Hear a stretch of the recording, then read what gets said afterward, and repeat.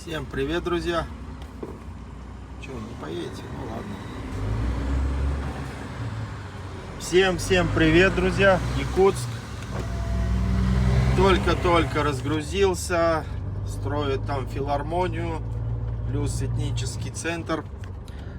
Культурный центр города Якутска. Ну, один из культурных объектов города Якутска для якутян. Саха. Приятно, что я тоже поучаствовал в строительстве данного объекта. Сейчас мы должны доехать до Нижнего Бестяха. Это у нас на другой стороне реки Лена. Сейчас мы будем плыть на барже. Вот сюда я сегодня приплыл нормально, все было отлично, переправился без проблем.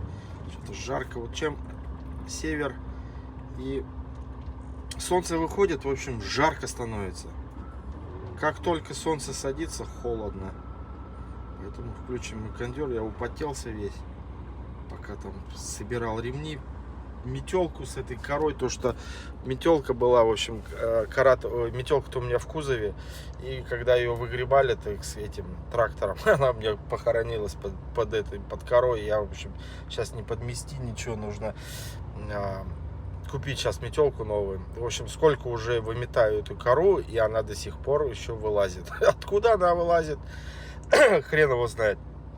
Сейчас ее очень много в кузове, и подвести нечем. Как-то так. Вот, Якутску привет. Если вдруг меня кто смотрит.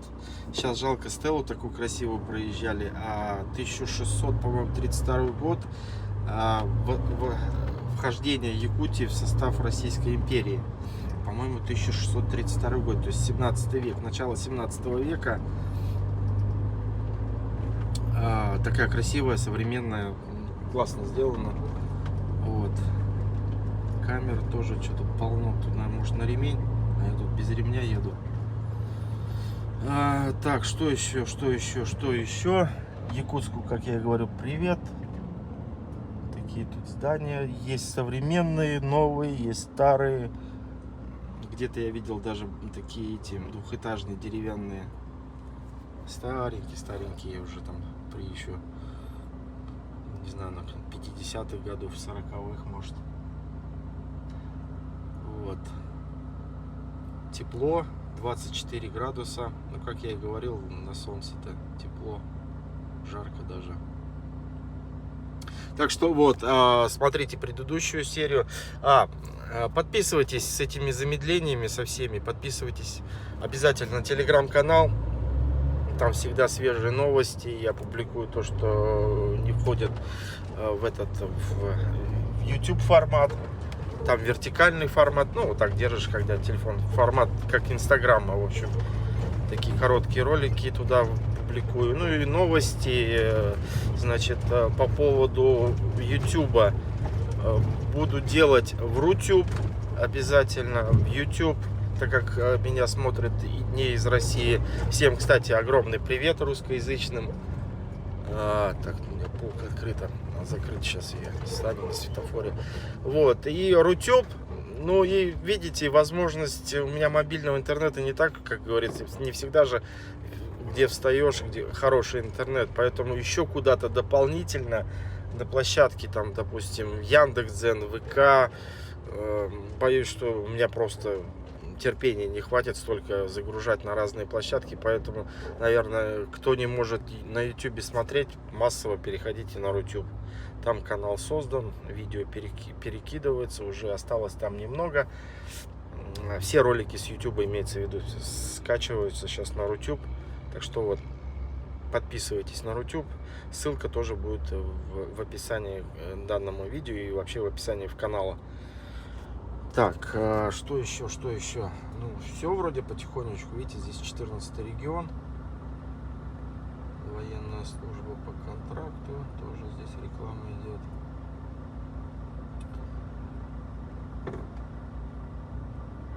Праворульных очень много машин, прямо. Ну, тут и объяснимо, почему праворульный, потому что рядом Владивосток-Хабаровск. Едем мы, сейчас будем грузиться на Амурск, Комсомольск-на-Амуре. Я там, кстати, в ту часть, о, кстати, Парк Победы. Видите, там танк Т-34. Красиво оформлен. В национальном стиле. Видите, стела какая. Всадник там, по-моему, да, всадник, да, всадник. Что-то он держит. А что он держит? Якутск, город трудовой доблести. Помним, чтобы побеждать. И там фотографии ветеранов. А, да, 1944 год. Не вижу там, что написано. Ну, в честь, в общем, Великой Отечественной войны. Никто не забыт, ничто не забыто.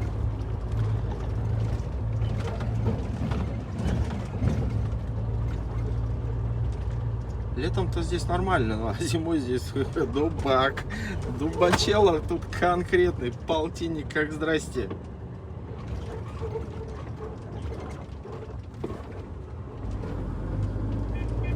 Все, я проехал, извините. Мне надо торопиться.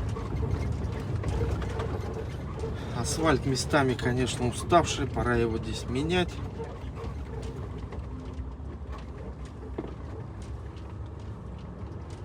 Кстати, все дома, все абсолютно дома в Якутии строятся на сваях. Вот если вы обратите внимание, здесь, кстати, сваи достаточно низкие. В городе Удачном, где я жил, они высотой там были по 2 метра. То есть первый этаж находился на уровне второго этажа, где-то так, пятиэтажки. Здесь вот видите сваи, здесь они такие низенькие. Но здесь и южнее Якутск, а в городе Удачном на Северном полярном круге выше сваи. То есть все дома, вот видите, все дома на сваях. Для чего это сделано? То есть это в районах вечной мерзлоты, если дом поставить на землю, то тепло от дома будет подтаивать землю, и дом начнет гулять и, в общем, разрушится. Поэтому ставят на сваях, чтобы ветер проходил, то есть воздух проходил, и, соответственно, зимой там остужал, а летом, чтобы не тоже сквознячок был, в общем, как-то так.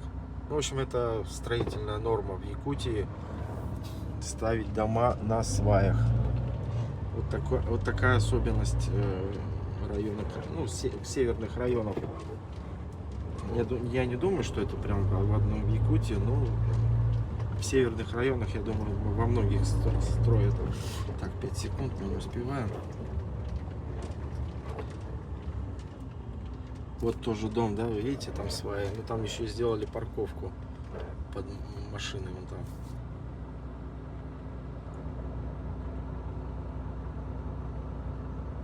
Четырнадцатый регион, Якутия, Саха. Вот. Так что не буду опять затягивать. Длинный опять ролик будет. Что еще? Ну все нормально. Устал малеха. Сюда за 8 дней я прилетел. 7,5 километров. Тяжеловато. Дороги-то еще ладно было бы где-нибудь дороги, да, там поливай да поливай. А тут газ-тормоз, вот эти попрыгунчики. Кстати, по дороге, наверное, буду сейчас рассказывать. Я удивлен, то, как я ездил раньше здесь, и то, что мужики рассказывали там 10-15 лет назад. Дороги просто уже там, я не знаю, по-моему, 90% уже асфальт. Местами он уже, конечно, старый, где его давно положили. Местами он просто идеально ровный, как по платке, представляете? Идешь, можно копейку, наверное, монету поставить, она не упадет. То есть, если машина ровно идет, не на грузовой, естественно, на легковой. Вот видите, блин, заговорился, вон там сваи. И, что говорю, блин, в общем, в большинстве случаев дороги просто асфальт везде, проехать можно. Единственное, что я насчитал, сейчас скажу, 2 подъема еще в Амурской области перед Якутией, когда ты в Якутск идешь. затяжных, достаточно крутых, где можно, они один асфальтированный, другой не асфальтированный, где на асфальте там прям следы от покрышек буксовали люди и, соответственно, бороздки прямо стачивали асфальт. Вот, так, не прямо? Да, не прямо. Вот, и там, где гравийка, там тоже как бы крутой подъем, там можно зависнуть. Далее до Алдана еще один есть, уже в Якутию въезжаешь только, первый подъем, гравийка, там еще с поворота, с моста выходишь, не успеваешь разогнаться, и вот он пошел, вверх, там тоже можно зависнуть. Так, 3 я насчитал, и, по-моему, остальные все асфальтированные, то есть там следы есть, тоже мужики шлифовали, но там, скорее всего, я думаю, что просто от дурости, по невнимательности, вовремя там на автомате идешь, вовремя там не переключил на механику или понижающую передачу, чтобы не тормозиться, не останавливаться на подъеме, а в натяжечку идти. То есть там такие пологие, асфальтированный подъем идет, то есть там, по идее, зависнуть надо постараться. Вот мое мнение такое сложное. И мир. Блин, испугался. И, в общем, как такового я не увидел сильного экстрима, который раньше был, романтику, да, можно здесь было поймать. Не, безусловно, сейчас ее тоже можно поймать, эту романтику. И поймаешь, потому что как бы мороз никто не отменял, да, генерал Мороз, там минус 50 сломаться и встать где-нибудь на подъеме, ну, экстрима хватит, поверьте мне. А так, в целом, цепи брать, как я тут ехал-то, думал, короче, в Якутию ехать, в Якутск, даже сейчас, раньше-то тем более, ну, нужно как бы иметь стальные яйца и цепи. Стальные яйца имеются в наличии, осталось только цепи купить, вот к зиме подготовиться, и все. Я уж так прикалываюсь. Вот, в целом, в принципе, то, что, повторяюсь, было 10 лет назад, как рассказывали, было гораздо просто в 1000 раз жестче было, чем этот сейчас. В магазин, кстати, надо сбегать сейчас купить воды. Так что, ладно, все, опять я тут заболтался. Все, тормозим. В общем, ребята, тут есть несколько фирм, которые осуществляют грузоперевозки. Вот там сейчас сзади была первая. Я вот что-то первый раз вот заехал на Аям. Ну, в принципе, сюда приехал на Аяме. Также и поедем обратно. Вот. Ассоциация строителей Аям. Паромы. Вот, пожалуйста. Что? Также и поедем. У них сказал 4 парома. Туда-сюда ездят. Курсируют. Поэтому поедем также. Можно было туда, но там что-то машин много, я смотрю. Все туда почему-то едут. Так, сухогруз, центр, вывоз, чего? Ну тут без разницы. Как едь.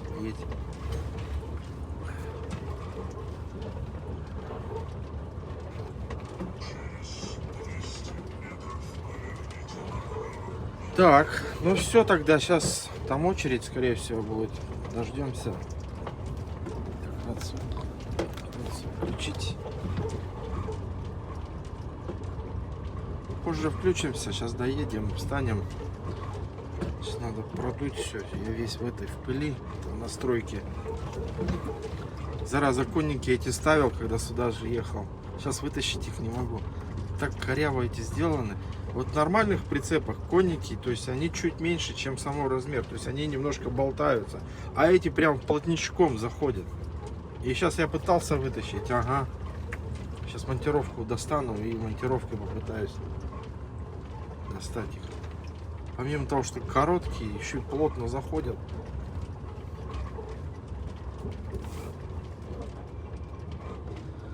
Так, вот у нас Елена.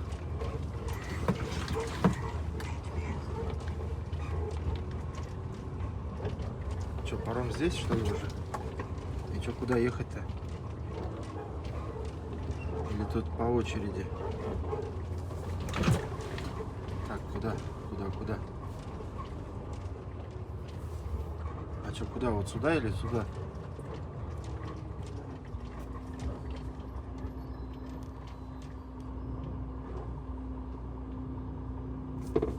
Ну, наверное, туда вон, я смотрю, фуры-то стоят. Или сюда. Друзья, завтра... Здорово! Заезжай, сразу прям заезжай. Все хорошо. А то я смотрю, здесь тоже есть. А? Я смотрю, здесь тоже сюда можно. Нет, первые, там мы по очереди. А, все, понял.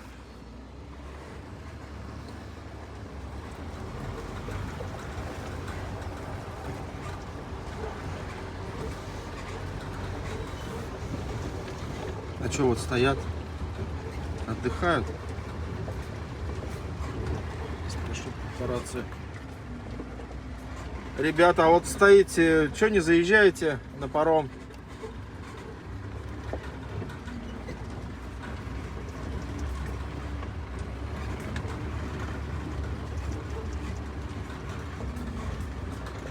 Или как тут?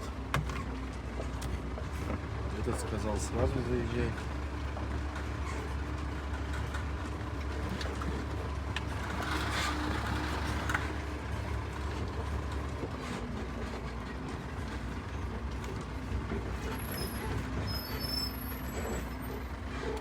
Пойду узнаю. Так, ребята, тут у нас заезд. Надо было задницу поднять, малеха. Ё-моё, что-то тут вообще жесткий заезд.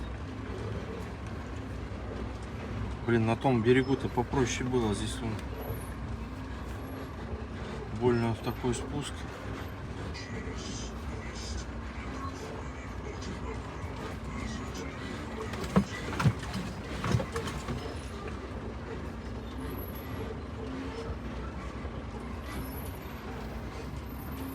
Ну, сейчас уже спокойно. Я когда вот волновался, когда вот первый раз оттуда переезжал. Сейчас-то, эй, нормально. 100 раз уже переезжал тут, эй.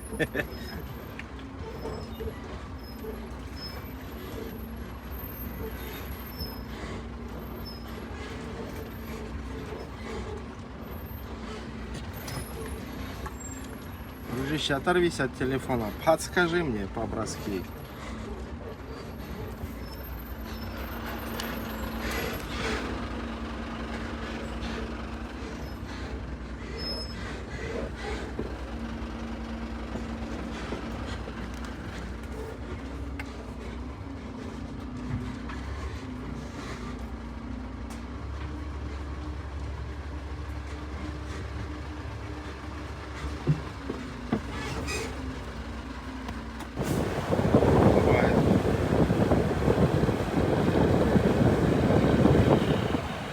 Ветер, наверное. Шагаем в обратную сторону. Стал я вот так вот. Теперь поменьше машин стало. В обратную. Посвободнее.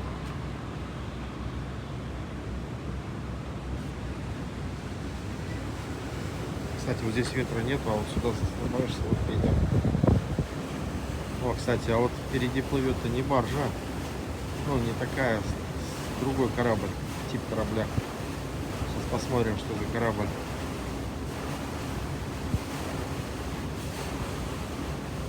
Так, покачивает.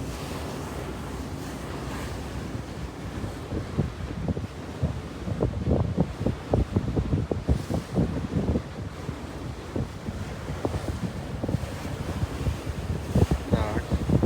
Да, это не этот. Ну, не для перевозки машин. Посмотрим.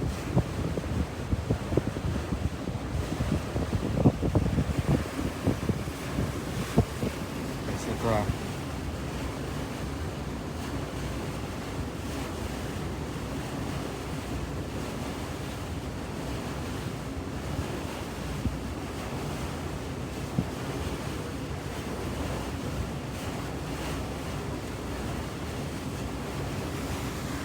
Вон капитан в вышке сидит.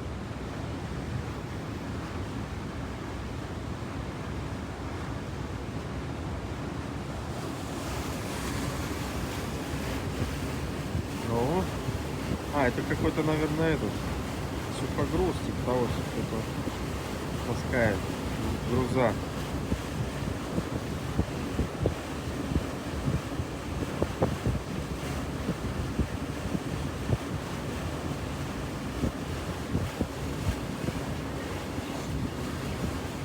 Так всегда было бы, да? Сидишь, куришь такое, и тебя лодка проплывает. Кстати, вот это, по-моему, такси. 800 рублей с человека. Они туда-сюда курсируют. Движки я смотрел, он нас обогнал. Ямаха. Скольки там лошадные, не знаю, но... В общем, почти доплыли. Осталось немножко. Тут, правда, вот трал закрывает все. Ну вот сбоку хотя бы видно. Тут.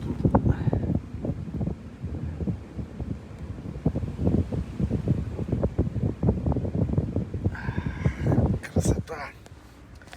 Так что вот, сидим, курим бамбук, балдеем. Блин, я весь чумазый. Сейчас надо, видите, загрузиться сейчас надо и помыться. Я не знаю, тут, наверное, негде помыться. Да, выезжать с Якутии. Даже не знаю, сколько сейчас загружать будут меня. Посмотрим. Так что вот, ладно, ждем. Почти доплыли. Сейчас выезжать будем.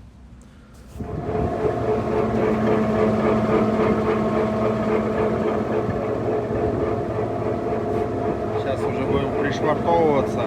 Сейчас сниму процесс.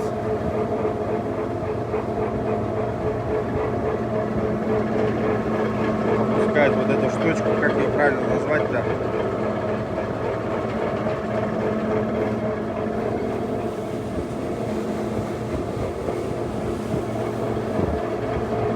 Да, летом здесь хорошо, но зимой тут морозы. Будь здоров.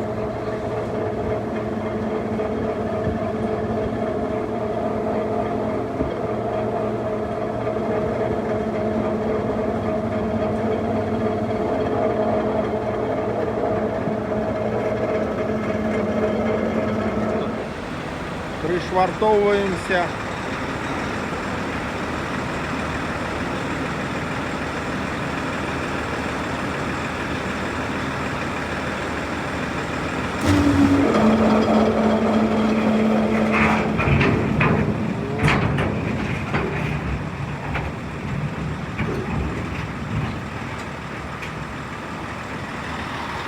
Так, все, заводимся. Заводимся. Сейчас я от трала отъеду. Ну, сейчас начнут командовать командиры.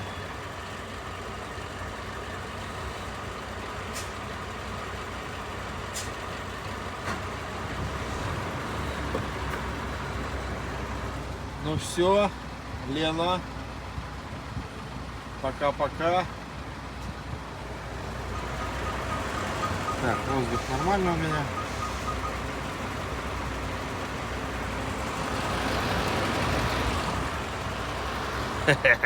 Класс. Впечатлений моря на самом деле. Может быть, кому-то это покажется ерунда, но для меня это как-то вообще довольно необычно, весело. Вот. Классно. Смотрите, как вода, да? Вот. И вот так сяду. Вот так бы каждый день, да, вот так вот сидишь, куришь. И вода у тебя за окном. Классно. Как маленький ребенок. Ну, а что бы не радоваться?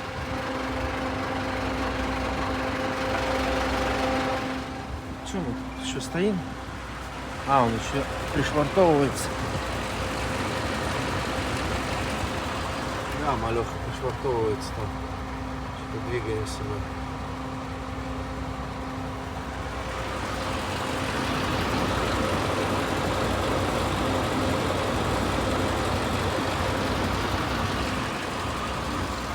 Сейчас выезжать будем.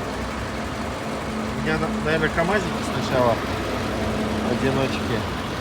Потом я назад сдам. Я выезжаю. А, нет. Мы последние, скорее всего, сказали, да.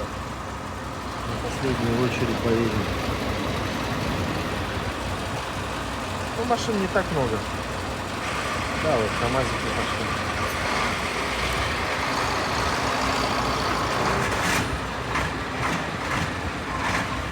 Так.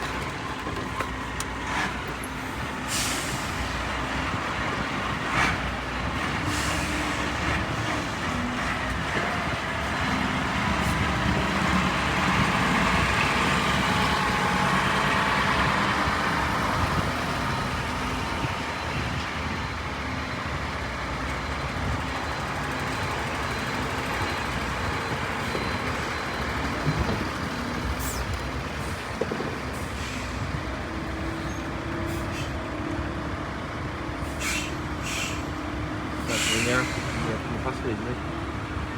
Может быть, Вольво-то назад отъедет.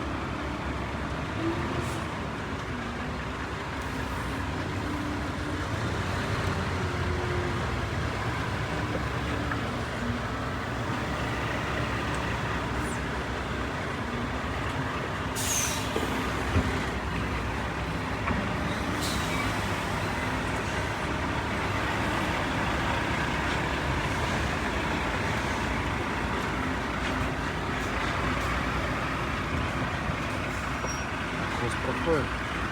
Блин, тут высоковато.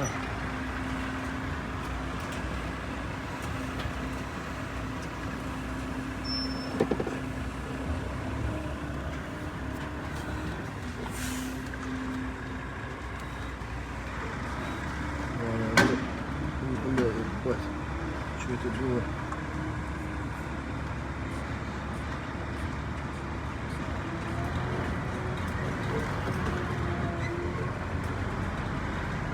Это вот об площадку задевает, когда перекос идет. Ну куда ты переключаешь передачу? Блин, я тоже камеру снимаю, блин.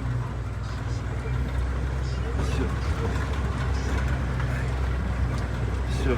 Этот как его? Механику включил.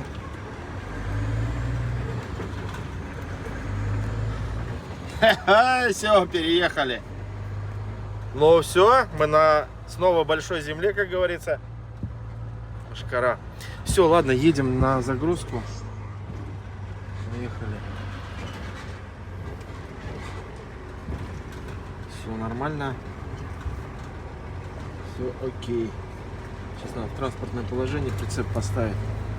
Я задрал же его. Ну все.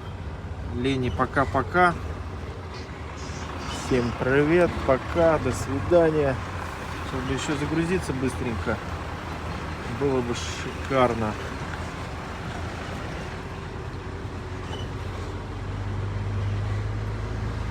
Так, ну все, сейчас на подъем вот так вот.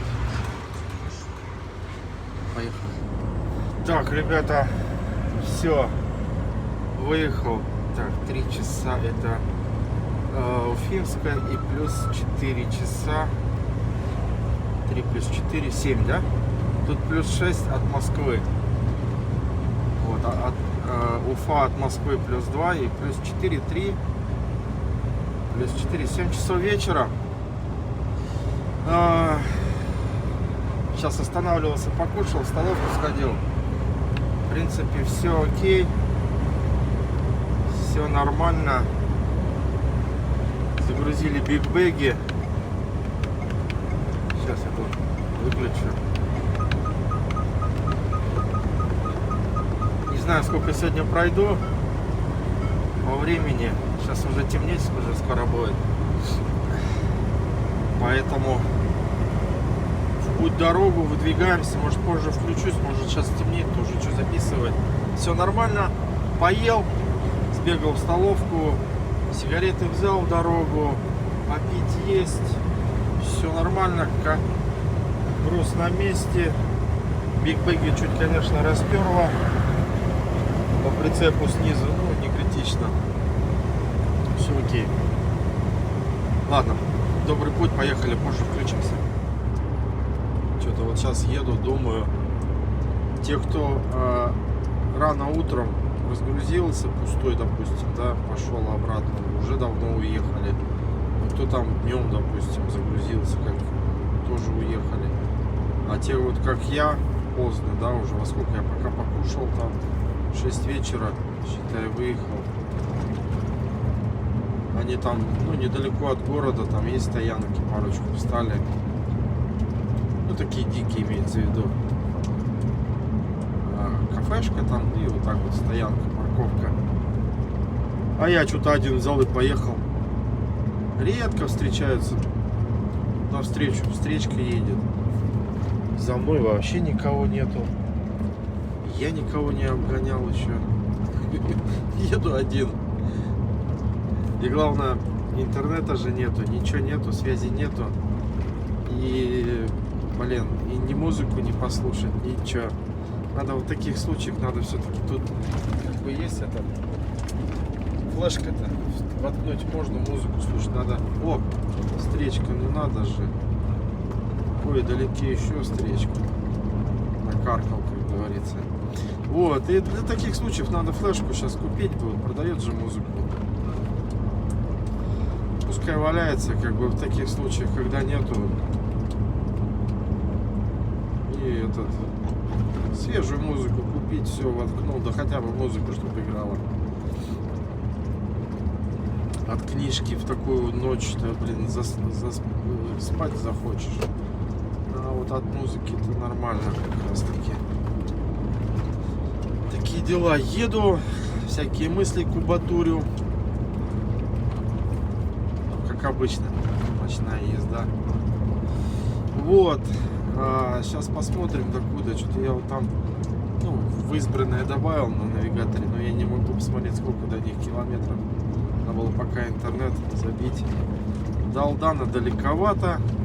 Что-то еще 300, что ли, там ехать. А до Алдана там есть еще парочку населенных пунктов, где там небольшие парковки. Там встану.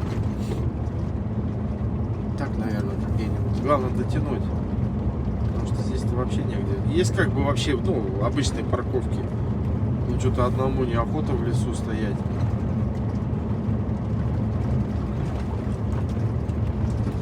Нафиг надо. Ладно бы, если еще кто-то стоял бы.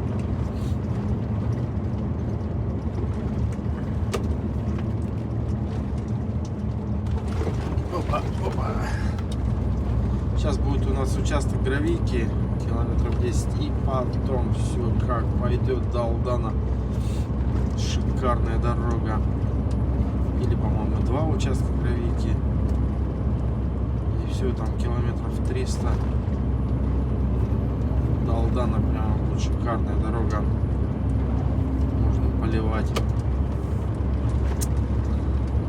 Вот, что-то я, может быть, погорячился, выехал я. Ну да ладно, что уж, нормально. Но музыку надо купить.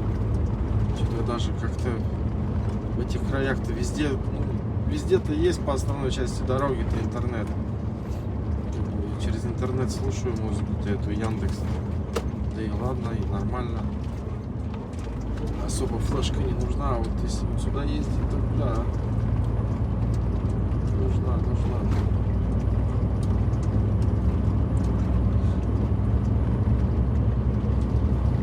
Вот.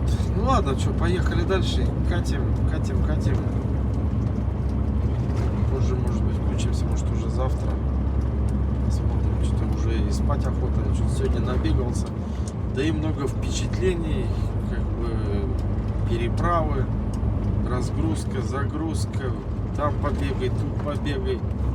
Ремни пока собрал, пока эти конники вытащил. Главное, эти конники, ну, кто так делает? Обычно конники, вот разъем, ну, как бы разъем, да, не разъем, а в смысле, блин, дырка для этого конника.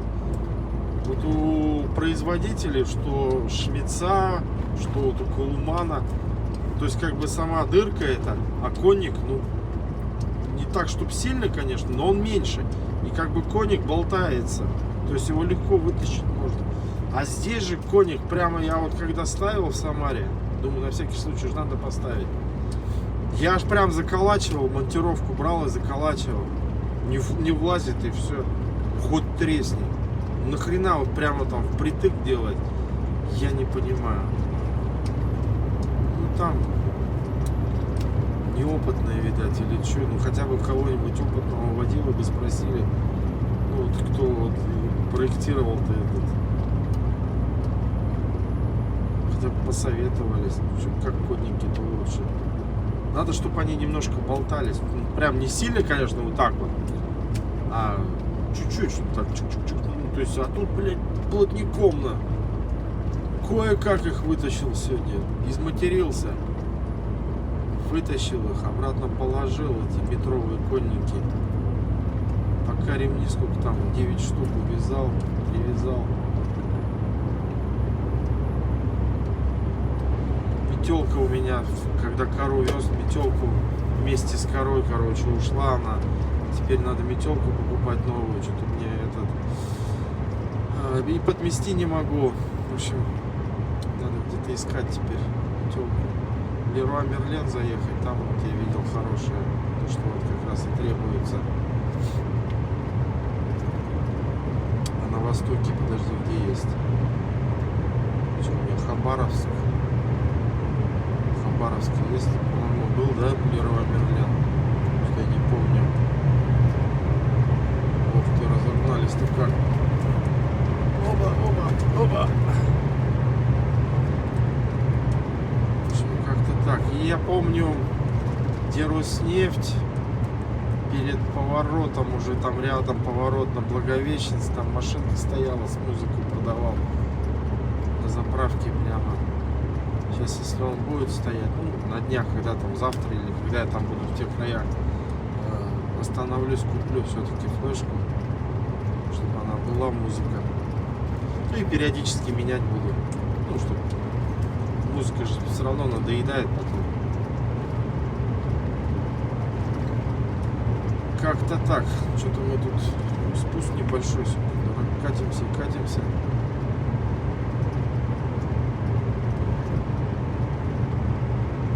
Дорога хорошая пока идет, чтобы не катиться. Прям ровненький асфальт. На западе такого асфальта ты редко где увидишь. А тут прям вообще радует. И стыки, кстати, бывают, ну, разбитые, а бывают прям четенькие. Вот как сейчас вот чуть-чуть разбитый. Терпимо. Темнеет уже. Уже темно.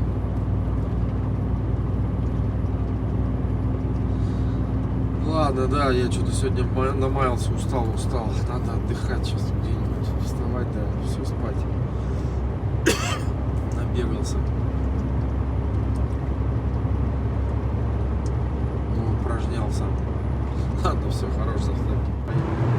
Добрейшего утречка. Включился я на скорости. Тут спуск такой.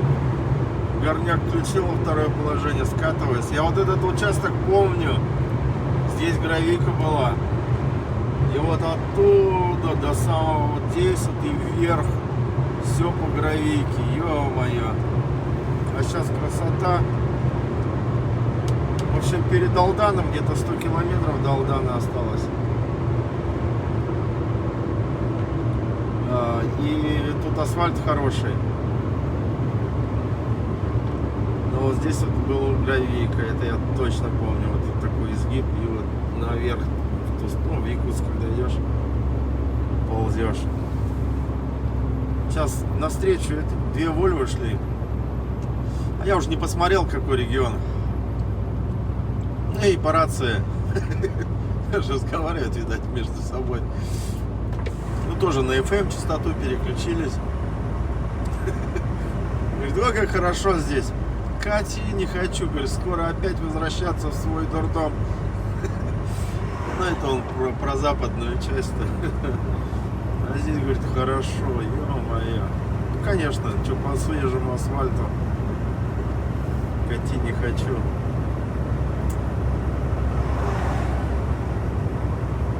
Где-то на 640-м, по-моему, 630-м Алдан. А сейчас 760. 100 с чем-то, да, 120, 130. Не помню точно на каком.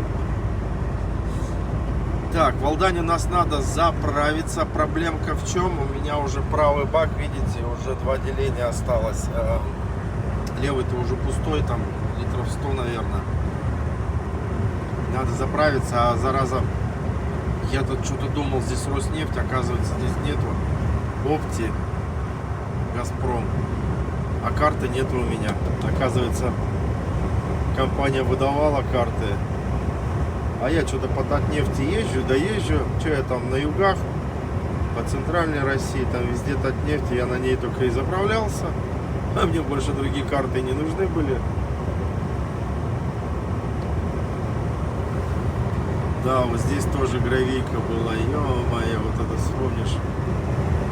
Видите, какой здесь изгиб. Вон дорога вверх уходит. Здесь тоже по гравийке. Снова спуск.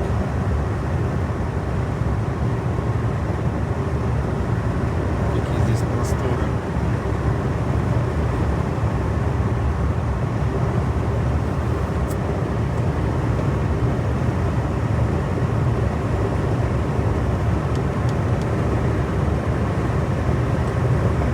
Тоже посмеялся с ними. Я говорю, хорошо сказал. Ну а что, говорит, правда же? Я говорю, да конечно. Тут просторы. Хоти не хочу, движение просто очень редкое. Кайф.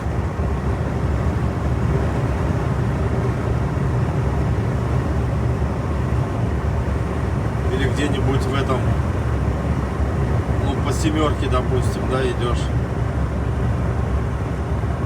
в районе там Нижнего, Казани.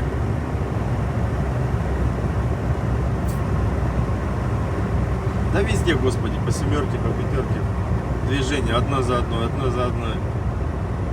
А тут, о!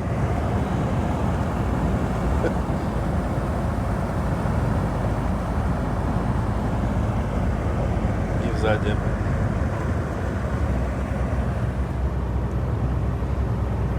Вот, идем, шагаем.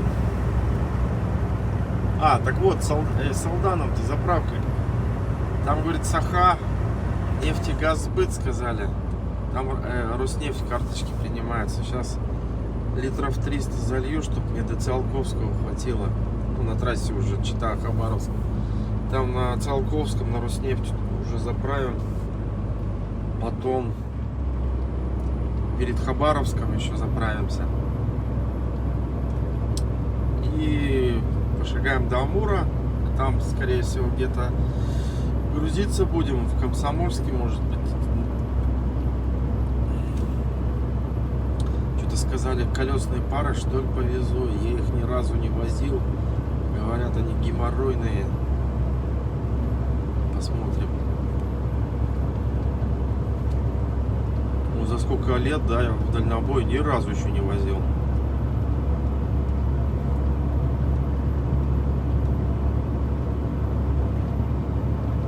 Идем на подъем. Якутские просторы.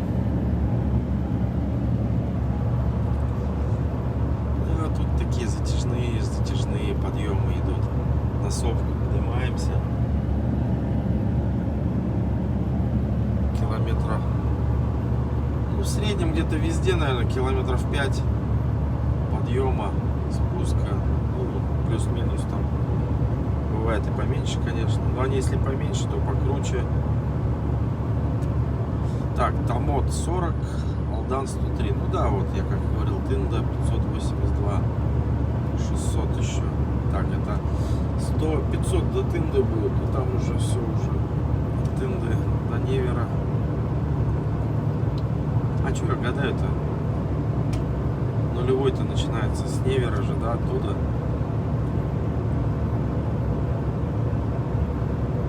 Так что вот.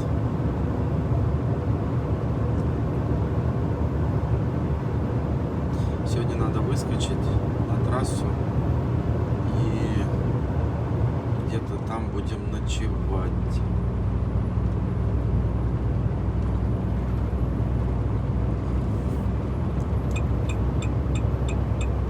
Видите, поворотник включил.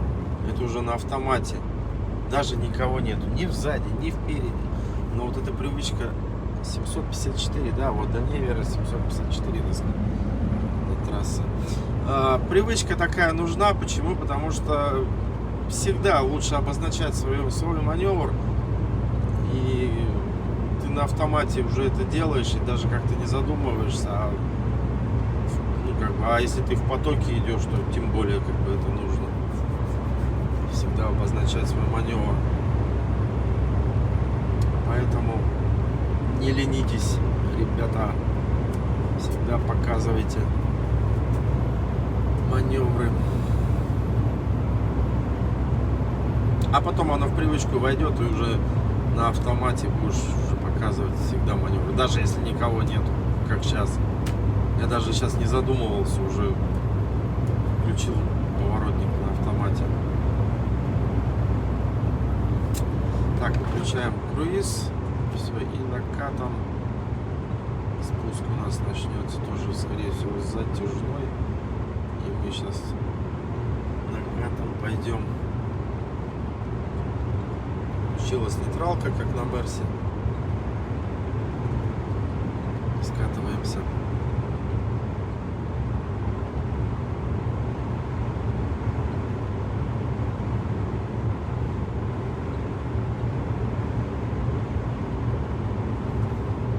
Ладно, поехали до Алдана. Саханефтегазсбыт. Так, ребята, ТИТ. Спускаемся. Вон туда.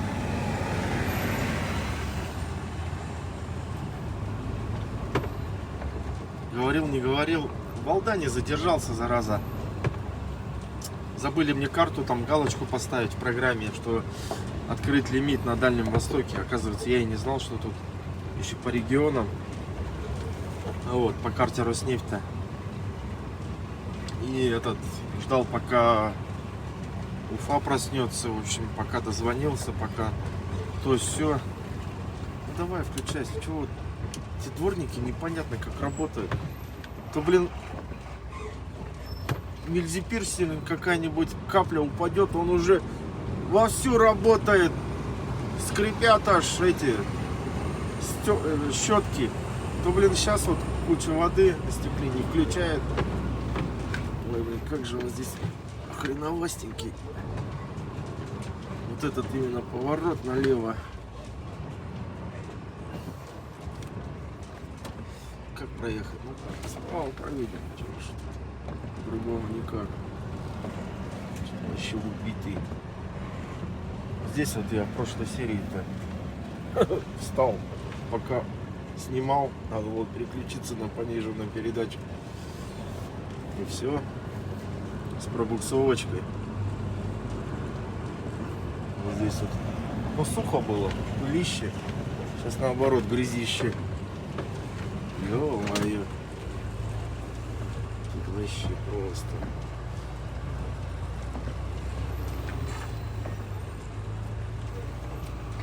Так, что-то я тут закурил не вовремя. И снимать, и курить, еще рулить, не забывать. Надо что-то одно делать. Ну ладно, окей, два. Снимать и рулить.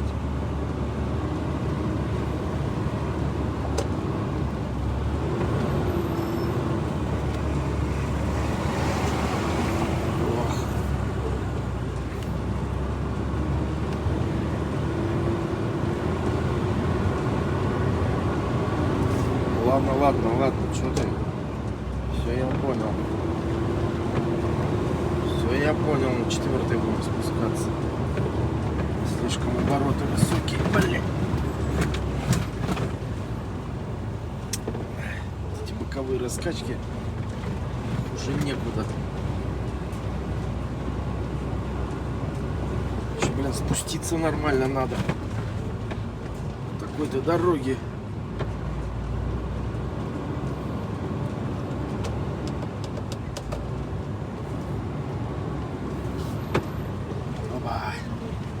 В общем, вы сами все видите. Ой-ой-ой. Аккуратненько, аккуратненько.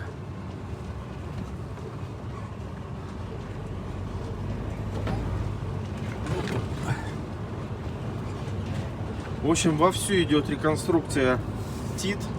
Как я в прошлой серии говорил, плакат, когда я поднимался, плакат висел. По-моему, 30 августа 25 года завершение работ. То бишь на следующий год. Я так понимаю, они сейчас будут и зимой тоже здесь что-то делать, копошиться на этом перевале. Вот. Ну, как видите, сейчас вот здесь вот сбоку, здесь уже не получится разогнаться. То есть, как бы, тут раньше вот здесь дорога была, а сейчас они сделали сворот и как бы объезд. Тут уже не разгонишься, тут уже так в натяжку надо идти. Вот, и, соответственно, если будет скользко, то цепи одевать. Я-то здесь пролетал-то без цепей, но я и не сильно тяжелый был. Нет, хотя один раз 20-ка была трубы, второй раз чай я вез 16-метровым, там тоже было под потолок, без коробок, то есть они просто вручную грузили в Питере. И прямо под потолок там вышло, что-то мне сказали тогда 15 тонн, что ли, чая в пакетиках 16-метровый. Вот, и, соответственно, как бы тоже нелегкий. 15 или 14, что-то такое тонн было. Ну, здесь я пролетел, как бы, окей, нормально, не висел я. Хотя, когда проезжал мимо, машин-то много, прилично висело.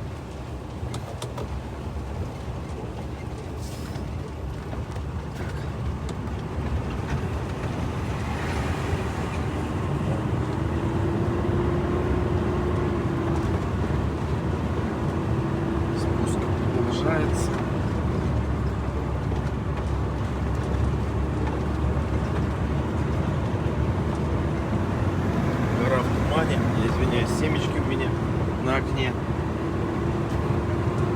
То я что-то ехал, засыпал, хотел спать. Думаю, надо антисон погрызть.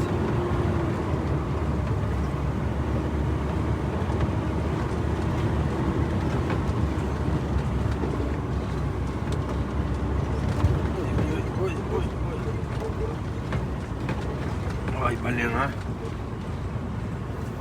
Так, ну ладно, спускаемся, позже включимся. Не знаю я с этой задержкой, то, что меня задержали, сколько, 3,5 часа я ждал. Все планы на смарку. Считай, за 3,5 часа-то прилично можно было бы засветло пройти. Сейчас скоро уже стемнеет. Наверное, до Нерева не доеду, встану. Дальше не поеду. Может, до Тынды. Нет, до Тынды далековато. О, включился сам. Вспомнил, что нужно работать. У нас преимущество на спуске. Да ладно. Знак такой поставили. Ой, что-то тут вообще прямо что-то жестко.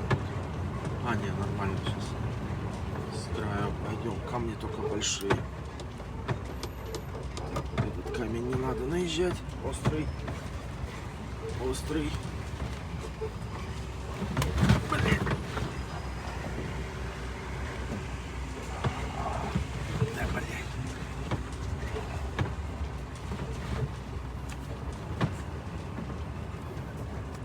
На спуске тяжелым, еще с дорога неровная. Это, ну, сами понимаете, не дать машине разогнаться.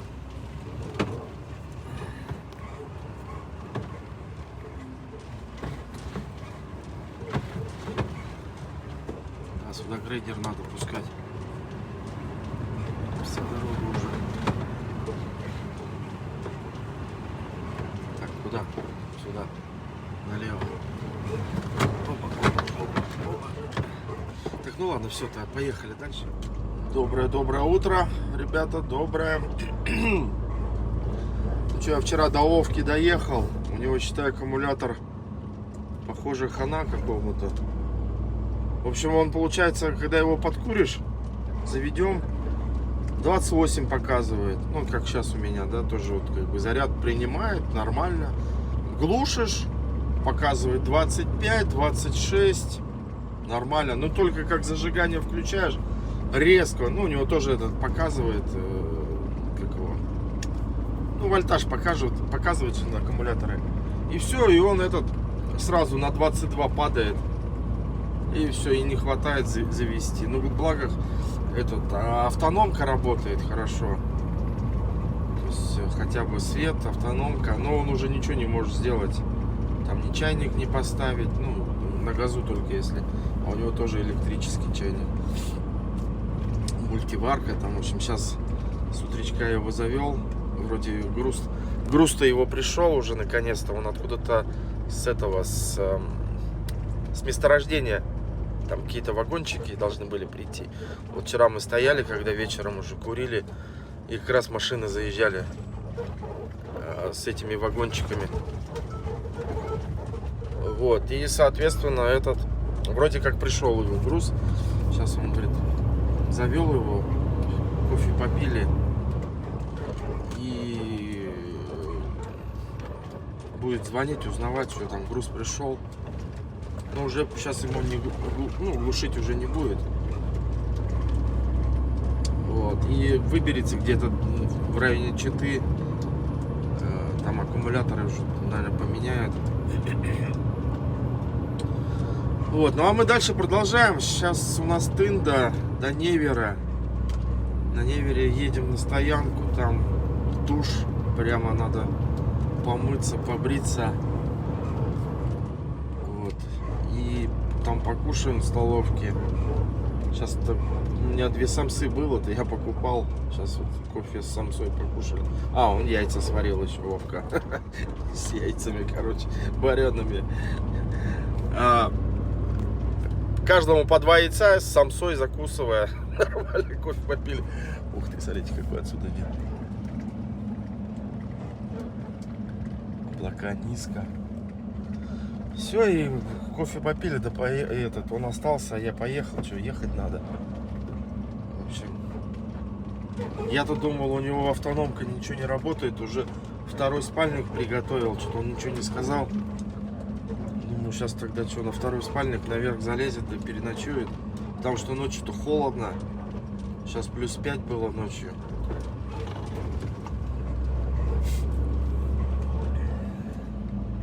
Но не понадобилось. Ну и слава богу. Что там как-то было? Блядь! Извиняюсь. Нырки эти. Как-то так, как-то так. Ух ты, какой отсюда видно, смотрите, да? Какие здесь просторы. О, шахматчик не наш. Нет, это иркутский. Иркутский 138. Так, и Тында. Сейчас у нас граница с Якутией. О, кстати, там Стелла, возле Стеллы тормознемся. Если кто предыдущую часть не снимал, я там показывал Стеллу, какую красивую поставили. Если вдруг кто не смотрел, сейчас покажу.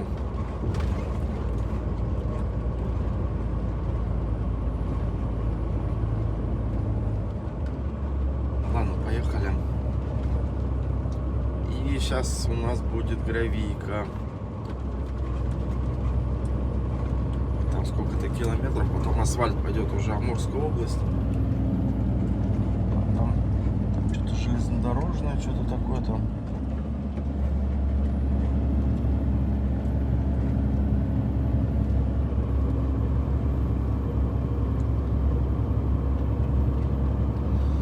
Ну и колеса надо подкачивать. Зараза, дожди здесь, прям в луже, где стоял, там много луж, прям в луже. Невозможно подкачивать. Я уж тогда сегодня ночью где-нибудь выберу, если дождей не будет, по суше, чтобы с утречка завтра подкачать колеса, потому как средняя температура падает. Я смотрел, сейчас у меня на этом с утра показывала 8,2 на холодную, то есть уже пару подкачивать.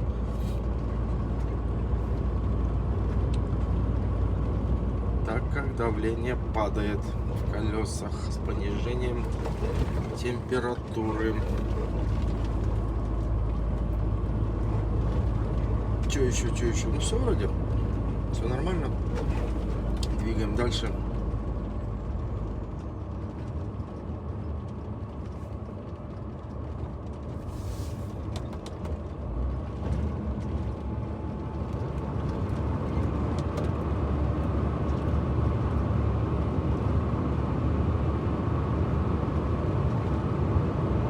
Идем на спуск.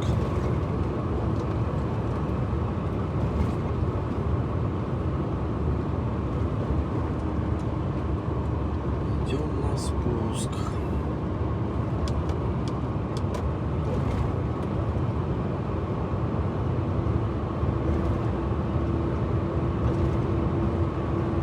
Сейчас надо в Тынде остановиться, там сигарет взять. У меня осталось 2 сигаретки.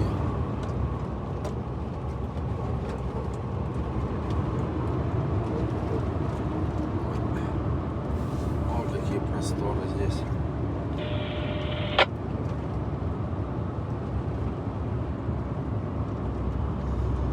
Так, ну ладно, поехали дальше. Сейчас еду, да. Вот там вдалеке на горе стоит какие-то здания, какие-то вышки. Охренеть, что там может быть? Ни населенных пунктов. Я вот по карте посмотрел. Что там может быть? Хрен поймешь.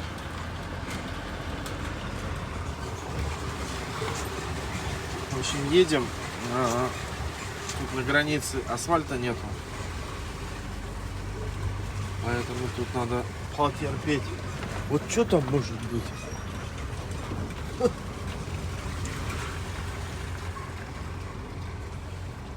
Загадка. И главное, по карте это ничего нету. Вообще ничего нету.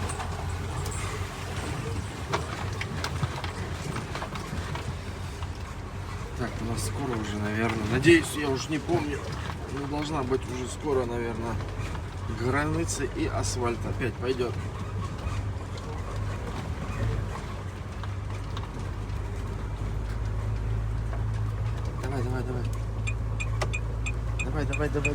Давай, Ниссанчик. Тиранчик.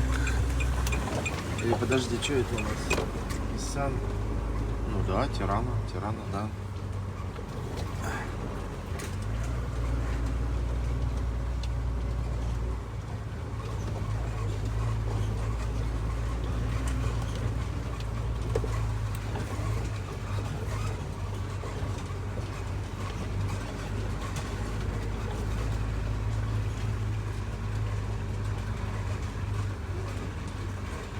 Да, вот. Сейчас Значит, енотик, букетики, да, Даня на охуйке, да? Любовь, морковь, да, Борисовская. Блин, а. Вот там вдалеке. Ну, тут зума не хватит. Сейчас вертикально попробую. Ребят, уж предыдущую серию посмотрите, ладно? Ехать надо. Я уже все рассказал здесь. Пофоткал про Стеллу. Торопиться надо. Вот. Посмотрите, ладно? Я уже что-то сейчас этот участок гравийки, ё-моё, туда-то в Якутске я нормально пролетел. Амурская область, привет. Вот она у нас.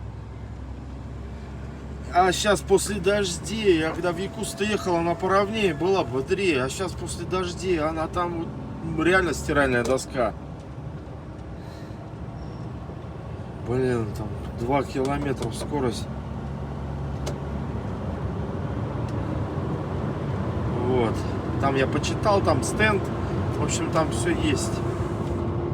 Вот. Поэтому надо скакать дальше. А, историю вспомнил. Ну ладно, нет, сейчас не будем про эту историю потом. Так, ну что ж, у нас асфальт начинается, слава богу. По-моему, он здесь уже хороший асфальт, поэтому можно малеха отпускать машину. Но не сильно.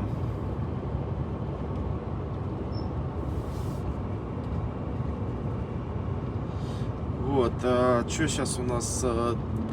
Тында надо сигарет взять. Да дальше поедем до Невера.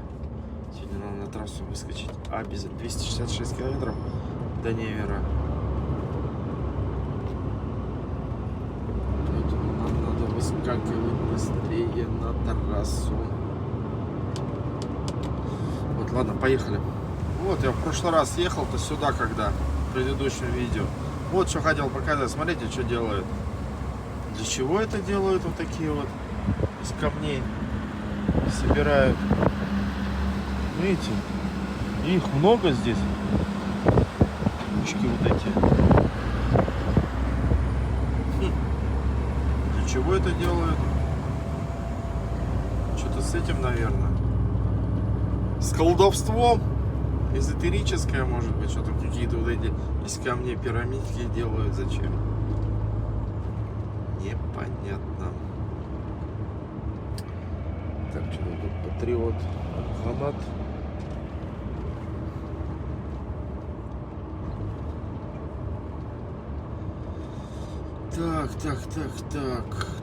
Так.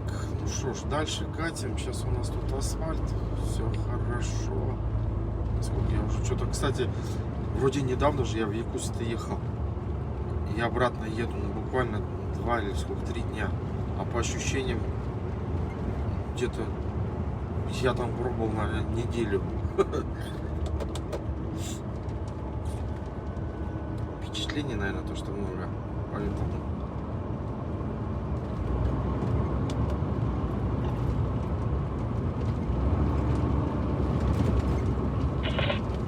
Опа. Что тут уже, да?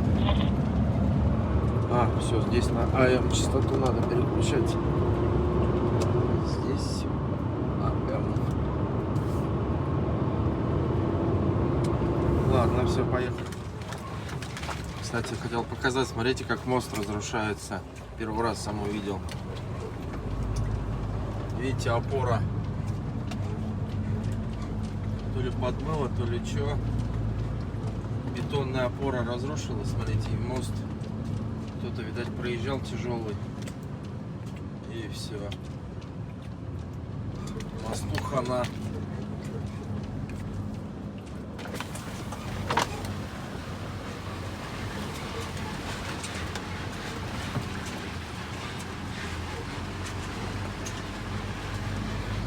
То есть его сейчас восстанавливать надо.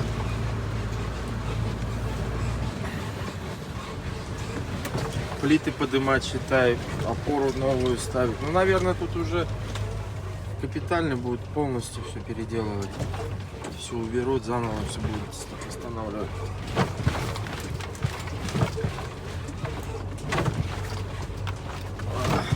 Что-то я. Боковые раскачки. Вот, и все, и заново хороший асфальт сейчас у нас будет.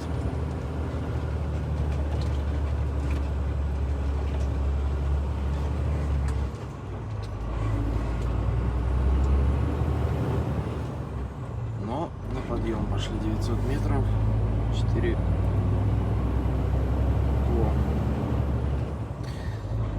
Так, до Невера у нас 100, сколько там, 125, 130 километров, в общем, уже почти доехали. Сейчас туда приедем, в душ побежим,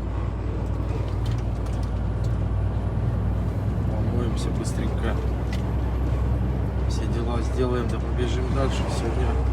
Сегодня не знаю, докуда дойду. В общем, надо подальше побежать сегодня по-многому.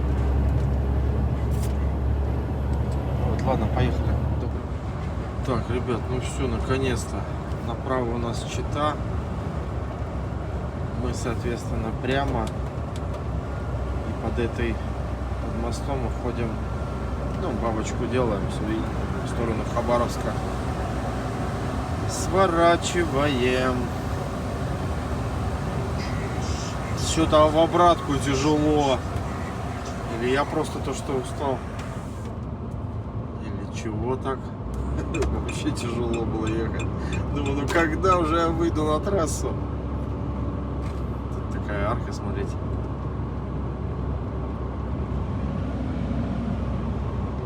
Хабаровск 1175. Ё-моё, еще ехать и ехать.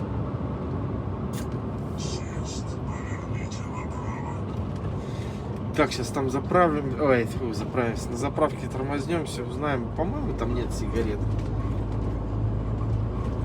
Я уже и зимой бегал, спрашивал, не было. Там кафешка есть. В кафешку зайду, там, по-моему, тоже нету. Ну, так, на всякий случай. Сбегаю. Курить охота. Курить охота.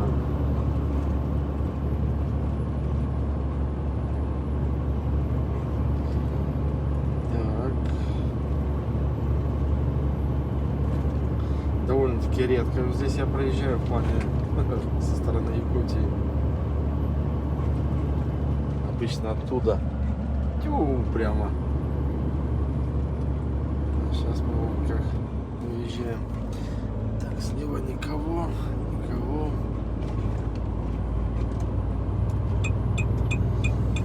Ладно, поехали дальше. Сегодня что у нас? Сегодня посмотрим, сколько пройду. Не знаю даже. Так, ребята, все, сейчас на Роснефти залился 500 литров. Выдвигаемся дальше. В общем, переиграли немножко. У меня логист. Сегодня понедельник. 1140. Уже, как видите, тут поздно. А мне завтра надо разгрузиться. Вот. И, в общем, сегодня буду урывками спать, шагать и шагать, чтобы завтра успеть до 7 вечера разгрузиться. Соответственно, сегодня я не сплю. Так что вот.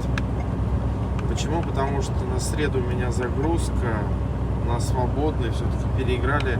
Сначала думали, что в Алдан поеду обратно в Якутию.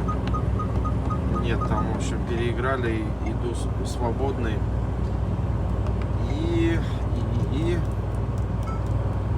Ну, собственно, все. Что, завтра включимся. В темноте я уже не буду. Маленько, конечно, устал. Считай, сколько я еще по Якутии шел. Сейчас. Так что, ну, бывает такое, ничего не поделать. Такое иногда бывает. И там надо будет в обратку ехать тоже до пятницы успеть разгрузиться, чтобы... Потому что суббота-воскресенье не работает. В общем, как-то так. Ну, бывает иногда. Ладно, уже тогда до завтра. Поехали. Вот свободный мне надо будет 59. Хабаровск 756. Ну, вот надо хотя бы до Хабаровска сегодня-то доскакать или поближе. Там пару часиков поспать. Додвинуть дальше. Доброе утро. Что, получается, я в 5 утра встал. Не осилил я вчера. Пытался, честное слово, пытался. Уже еду, уже все. Не могу уже. И кофе попил, и семечки погрыз. Уже все, ничего не помогает. Думаю, надо вставать. Остановился, сколько я поспал. Блин, болт, нихрена себе. Поспал я. Так, сколько я? 5 часов поспал. Сейчас где-то 6 утра местного. Туман. Сейчас главное вообще удивил. Ну вот казалось бы, да, перегонщик. Это сейчас еще тут, ну, немножко рассеялся туман, а вот местами там реально прям как молоко. И перегонщик едет.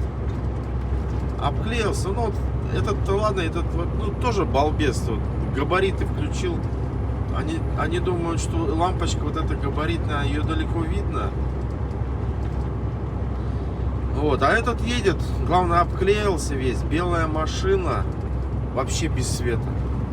Он у меня перед носом выскакивает. Ну, по своей полосе хорошо. Я аж испугался, я ему в дальний свет врубаю. Чем вот человек думает? Вроде, ну, как бы перегонщики уж, наверное, не первый раз перегоняют, но должны соображать за рулем, что, ну, в такую погоду лучше себя максимально обозначить. Почему? Потому что, ну, хорошо, ты едешь без света, тебя не видно. Кто-то идет на обгон машину, выскакивает навстречу, и ты тут появляешься ему навстречу, и все, и что, и хана. Это хорошо, что если разъедетесь, а если нет, лоб в лоб. Ну, в общем, как бы, чем думают, непонятно. Такие дальнобойщики тоже. Вольво там, старенький, что там, МАН. Вот видите, Америка свет включил, все, и катит нормально, молодец. Вы габариты включили. И чё габариты? Зато ночью включат, блях, все лампочки. Ну, по-моему, ну включи ты противотуманку. Она так и называется, противотуманка. Ближний свет включи, противотуманку включи. Чтоб видно тебя было. Сдалека. Но не, спокойно едут. Неужели закончился туман? Сколько? Километров, наверное, 50 я ехал.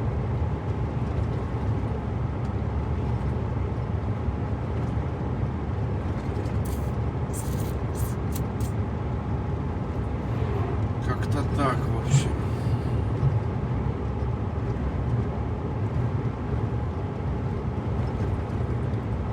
В условиях плохой видимости надо себя максимально обозначить на дороге, чтобы вы были максимально видны. Это же в целях безопасности. Поймите вы меня.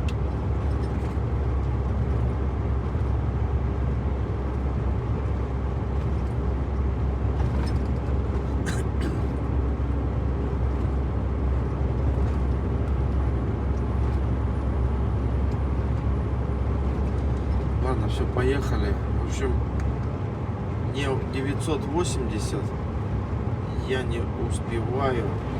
Показывает 13 часов езды. Ну, сейчас 6 утра, 12 часов это 6 вечера, в 7 вечера приеду. Но это вообще не останавливаясь. Соответственно, нереально. Я где-то ближе к 9 вечера приеду в лучшем случае. А не до 7, с 8 до 7 вечера. В общем, сегодня позвоню, разгрузку узнаю, если я завтра с утра разгрузят ли они меня. В общем, переедем в Комсомольск-на-Амуре, там 50 или 60 километров, и будем грузиться. Как-то так. Там колесные пары, кстати, я ни разу колесные пары не возил за все это время. Там увязка такая интересная. Я вчера поинтересовался у ребят, кто возил. Фотки скинули. В общем, покажу, кому это вдруг пригодится.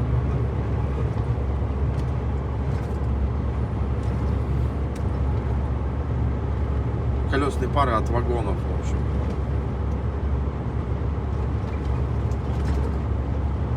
В заявке написано 16 колесных пар. Собраны они или разобраны, пока непонятно. Наверное, собранные. Ну, то есть ось и два колеса. То есть они, получается, на колесах же. И будут ставить их вот так вот. То есть надо будет увязывать при торможении, чтобы вперед не покатились, при ускорении, чтобы назад не покатились. Их надо увязывать. В общем, там посмотрим, как. Спрашиваю у ребят, которые будут грузить меня, как правильно. В общем, будет интересно. Как-то так. Туман стоит.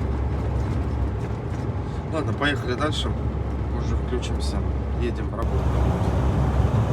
Сейчас вот еду, да, с этим, с дальнобойщиком, с коллегой поспорил. Ну, сейчас это не туман, там погуще было сзади. Догоняю этот АХВ Транс. Идет вообще, то есть сзади его вообще не видно. А видимость, расстояние очень маленькое. И он достаточно медленно идет, я его догоняю, по рации спрашиваю, я говорю, дружище, я говорю, у нас что, свет, говорю, по талонам выдают, что ли, лимит закончился? Или что? Я говорю, включи свет. И спорить начал.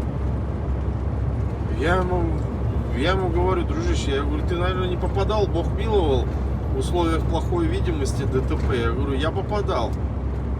Я рассказывал-то, когда у меня КамАЗ въехал-то, я на легковой шел.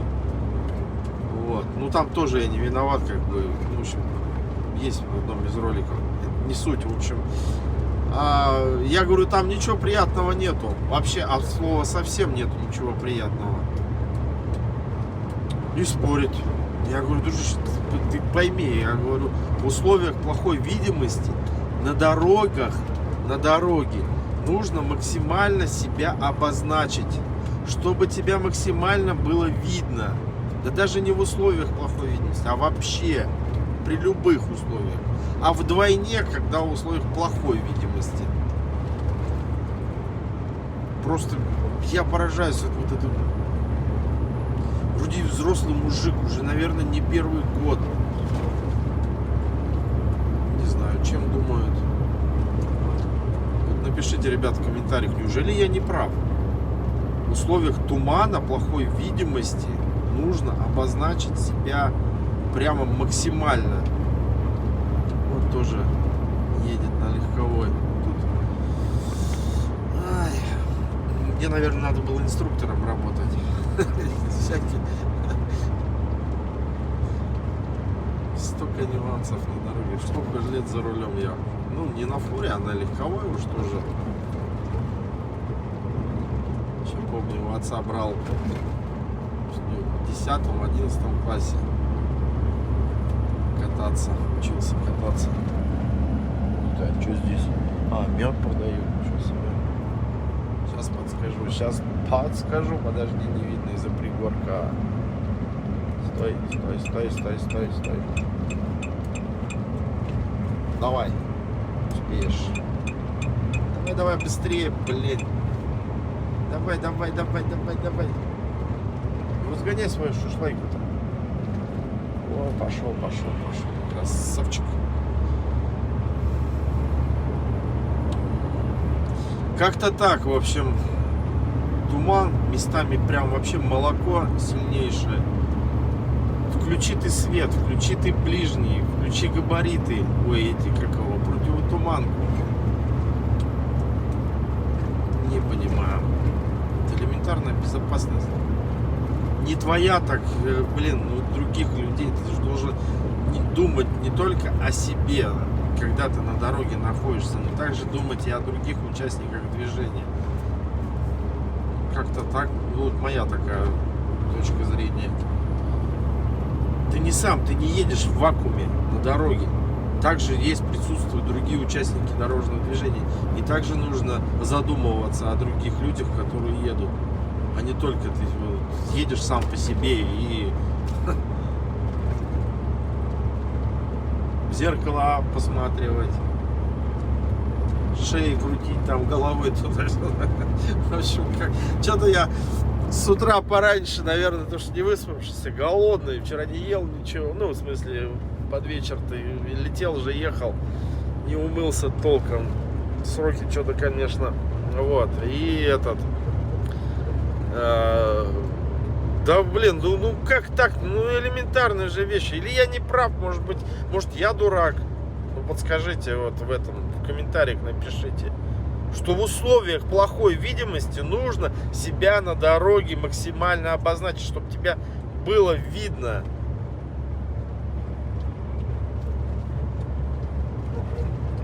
не знаю. У него спереди горят ходовые огни, ну и а сзади-то плевать. Это же по правилам-то в меня врежутся. Вот, я не виноват буду. Как-то так, в общем, ладно. С утречка пораньше тут опять задумался. Все, поехали. Сейчас будет, что тут, кафешка скоро. Слона съем. Ну вот опять догоняем. Опять у нас без света едут люди, товарищи.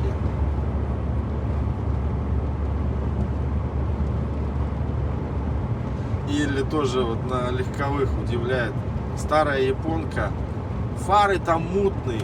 Включит габарит, где в этой фаре эта лампочка горит. Надо в упор подойти, чтобы ее увидеть. И довольный едет в тумане. Отлично, вообще огонь. Я понимаю, ладно, современные ходовые огни, как бы они яркие, хорошо видно их издалека.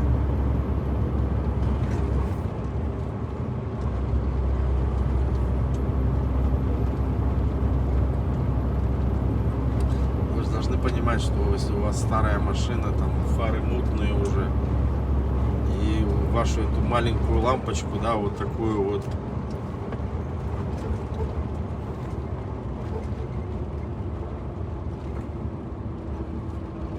ладно, у этого свет горит, ну просто сзади стопори, наверное, их в прошлом веке мыл,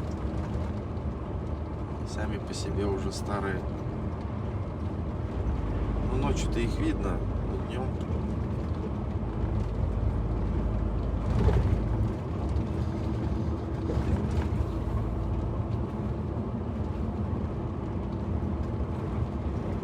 Вот, пожалуйста, едет. Что это? А, ну две лампочки габаритные горят. Отлично, хорошо его видно.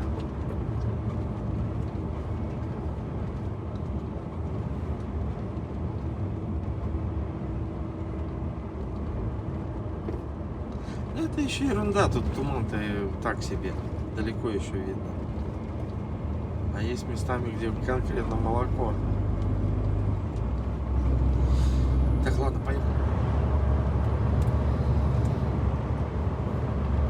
Ну вот, примерно, даже плотнее было, когда я подъехал так к дальнобойщику. Это хорошо, вот спереди противотуманки задние включил, молодец, его хоть видно.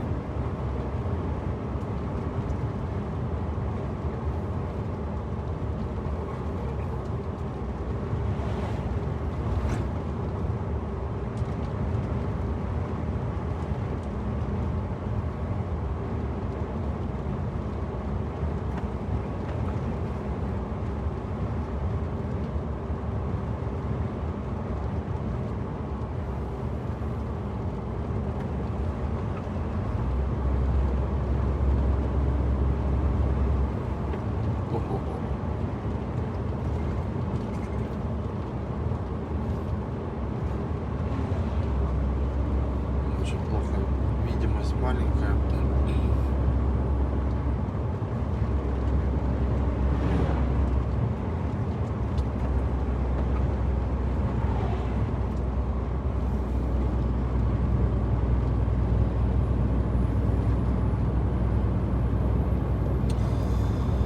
Так, ну что ж, туман-то продолжается.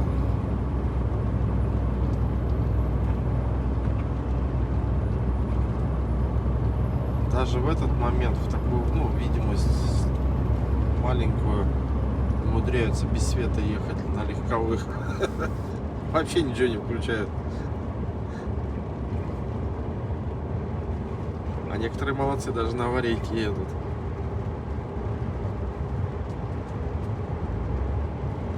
Так, по-моему, сейчас вот на спуске будет кафешка. Так, ладно, ух ты, еще въезжаем плотнее в туман, да?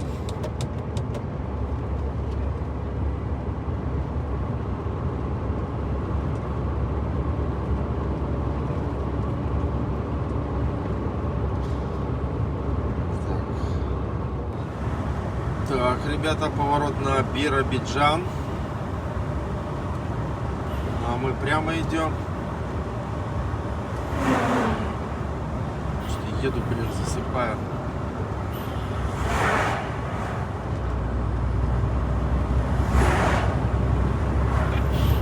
Спать охота. Сейчас еще, наверное, проеду немножко. Надо сон сбить. Хотя бы полчасика, часик поспать.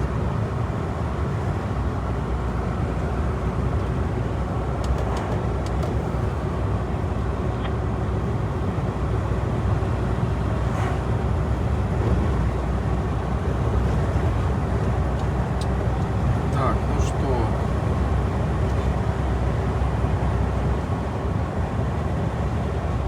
Скоро Хабаровск.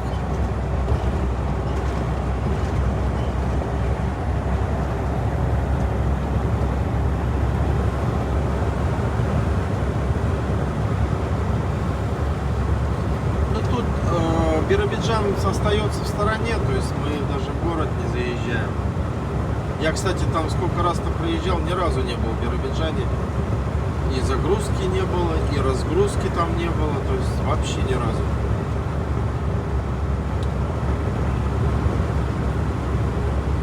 Даже не знаю, как он выглядит.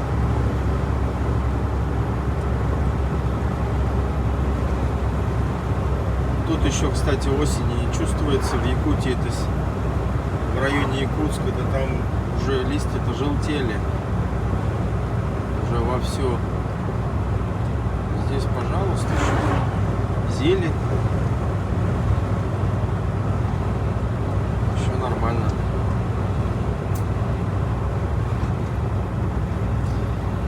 Так, ну ладно, едем дальше. Работаем. Осталось 620. 9 часов и 9 минут.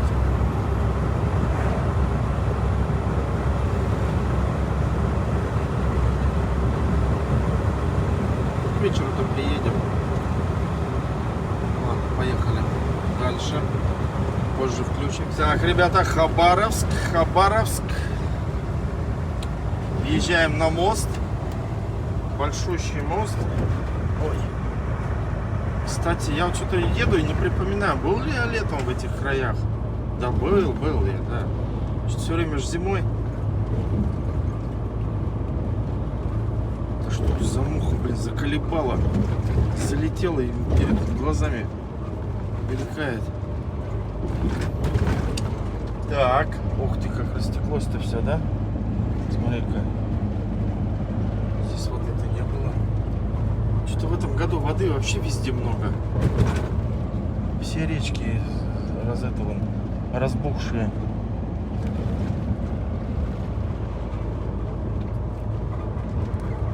Все речки.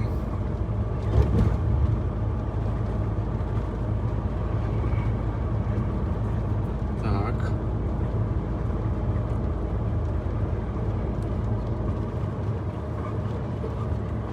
Что-то я... Амур же, да? Я что-то забыл-то уже все. Амур же здесь в Хабаровске-то? Смотрю, да, Амур же. Господи, сейчас думаю, скажу какую-нибудь речку. Смотри, как он широкий здесь, ё-моё. Хо-хо-хо-хо.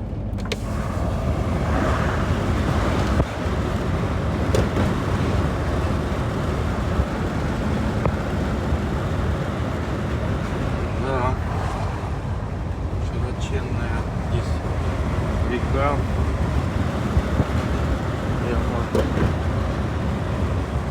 Не маленькая, могу вам сказать, не маленькая. Так. Да.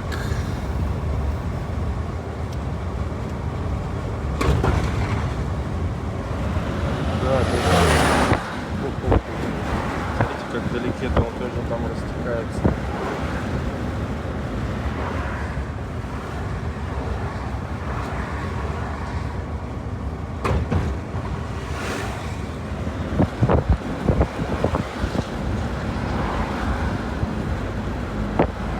Наверное, глубокий же, да? Речка глубокая. Даже не речка, а река с большой буквы.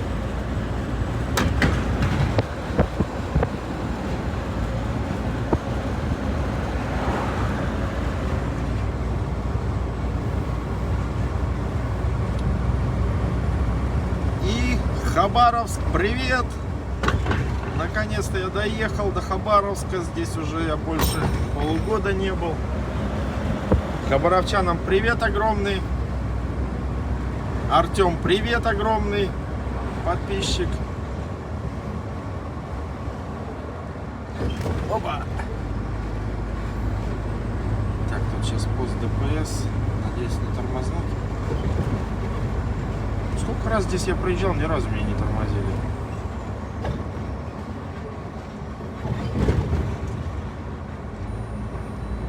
Так, ну вот и Хабаровск. Так, ладно, не буду я записывать, а то там стоит. Записать, я записал. Так, ребята, сейчас сворачиваем в Комсомольск на Амуре. Я здесь первый раз. Ну, в плане поплатки-то я ездил в сторону Владивостока, а вот именно вот здесь вот, я так понимаю, новая развязка. Комсомольск на Амуре, направо. Вот. Комсомольск на Амуре. Ой, новая дорога! Эй! Такой резкий поворотик-то. Мы под мостом и уходим как-то в обратку и направо.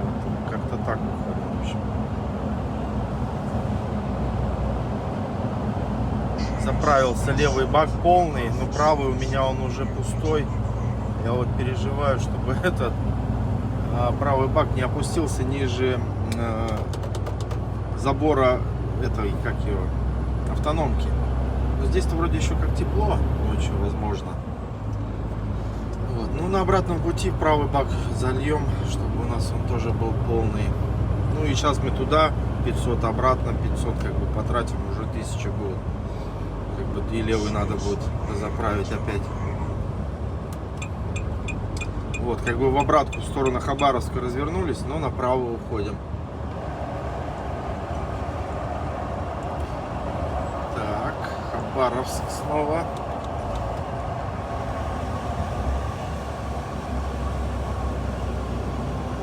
Снова Хабаровск.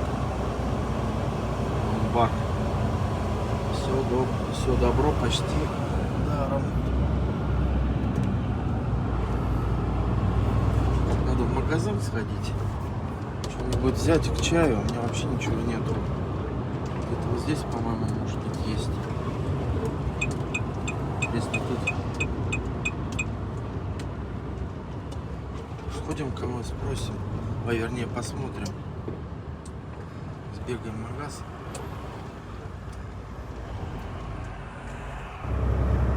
В общем, парни, идем, ребята. Так, что по дороге? Первый раз же здесь еду.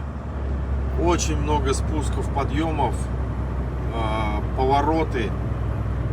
Длинных прямых нету, прямо спуск, подъем, повороты.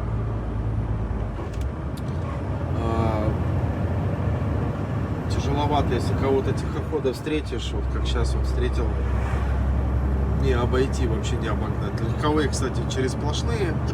Пофиг, обгоняют. Ну и тут на Дальнем Востоке везде так. То есть где я вот встретил, экипажи-то работали, ну считай, начиная с Улан-Удэ, все, пошел в Нерюнгри встретил, ну они на посту прям стояли, то есть в Хабаровске встретил, все. А так вот здесь вот, чтобы как на западе, в азиатской части России, тут они не стоят в засаде, да, не ловят там на обгон, что-то такого здесь нету, я не видел, не встречал. Может быть, где-то Хабаровск, Владивосток, по-моему, там я видел. А вот здесь вот сейчас в сторону Комсомольска на Амуре, я не думаю, что они здесь стоят. Легковушки смело там на обгон идут через сплошную и не парятся. Он даже сейчас пошел. Обогнал. Как-то так. И вот что нам делать-то, вот тихоходов этих, замучишься ехать за ними, все колодки сожгешь.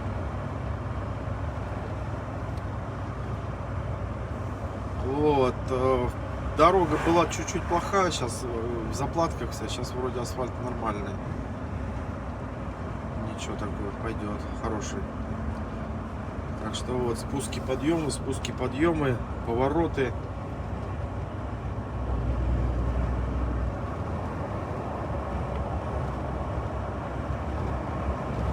Эх, вот можно было обогнать.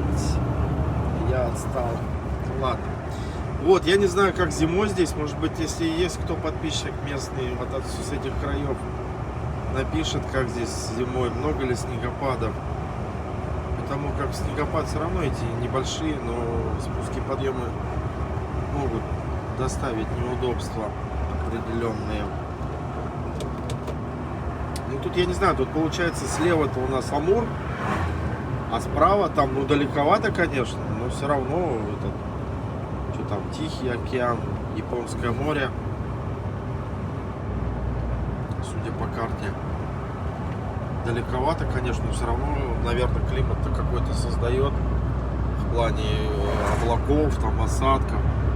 Смотрите, видите, слева Амур, а справа далековато, конечно, но все равно. Что там? Сахалин, Японское море. Хрен знает. Тут, кстати, поворот на Ванино, порт Ванино, по-моему, да? Где грузится на Сахалин.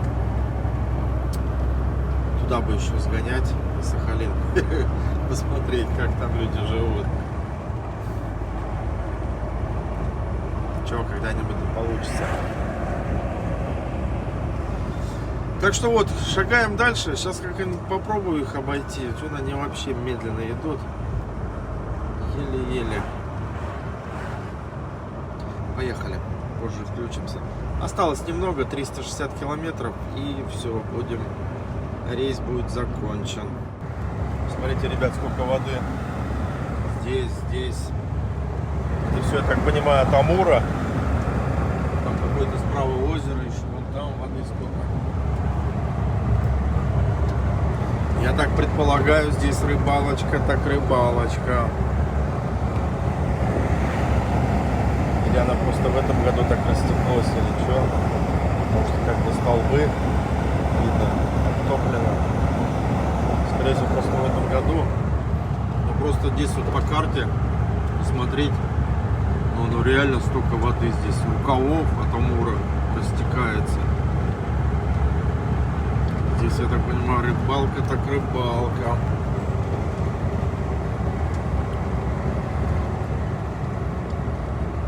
Озеро Синдинское. Оно растеклось. Это озеро.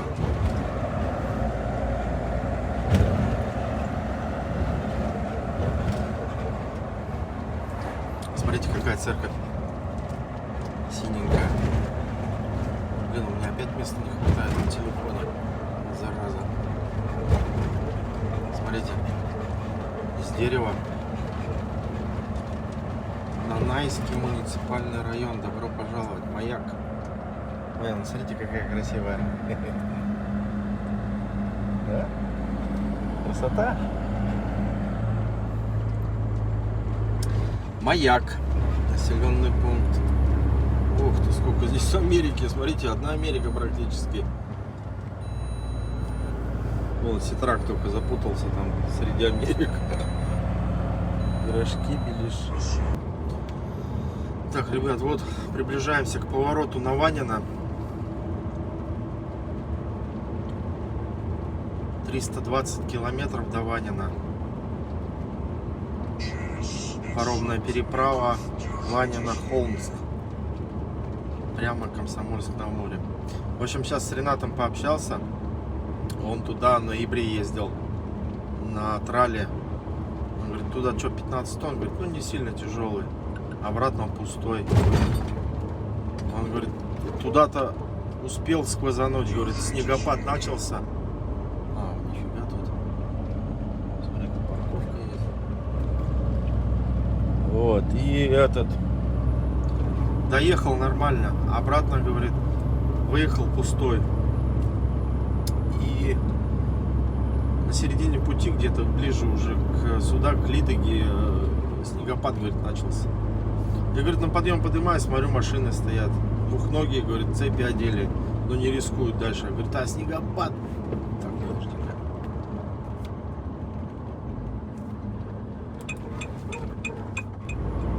Вот, и, короче, обратно, говорит, поднялся, и машины стоят, не рискуют. А я что-то, говорит, все оси поднял или не все поднял, что-то там 10 тонн на адреналине. Пошел дальше. Вот, и кое-как, говорит, дошел. Говорит, было страшно. А вот зная его, он опытный. Он говорит, там, когда поехал первый раз, говорит, там он в Дагестане вырос. Говорит, вспомнил родные края, говорит, Дагестан, горы. Я говорю, ни хрена себе там перевалы. Вот, и говорит, 300 километров, говорит, сворачиваешь. Еще, говорит, километров 10-15 связь есть, и потом уже все, нету связи. Ни интернета, ни телефона, вообще ничего нету. Вот едешь в глуши. Там подъемы, серпантины, перевалы, говорит, жесткие, нормальные. Вот, и что еще? Очереди зимой, говорит, там на паром. Летом, говорит, почаще ходят, а вот зимой они реже ходят.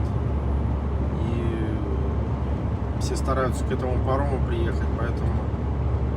Ну, там опыт нужен, да, опыт. Ну, и аккуратно, если с головой, допустим, если ты... Ну, он говорит, дорогу, если снегопад начинается, то есть дорогу перекрывают. Здесь в Лидоге и Ванино в порту перекрывают дорогу, чтобы не выезжал никто.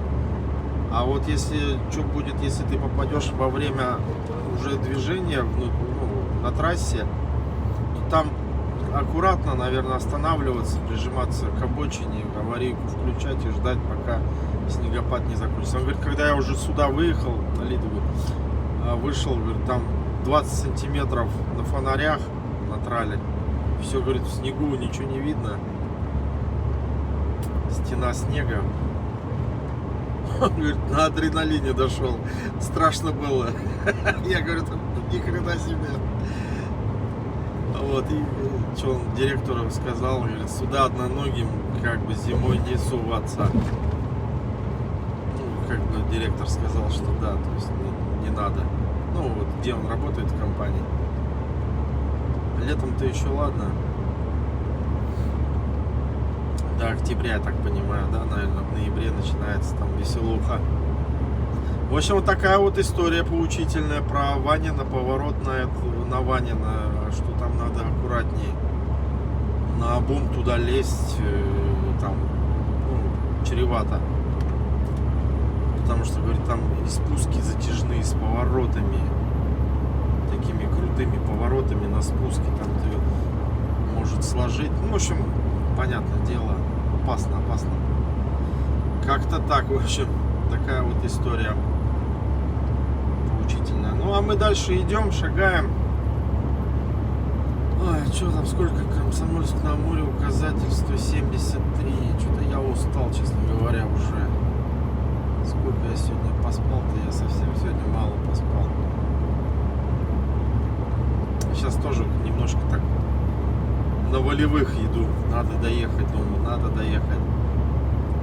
Спать охота.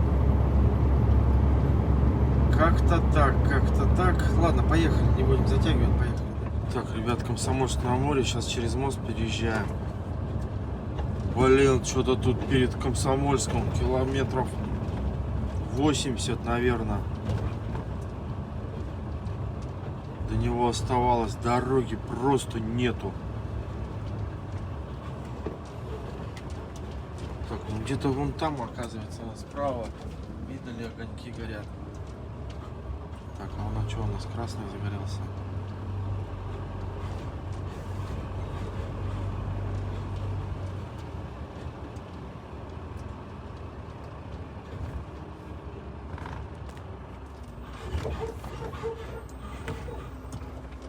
Так, ну у нас красный горит.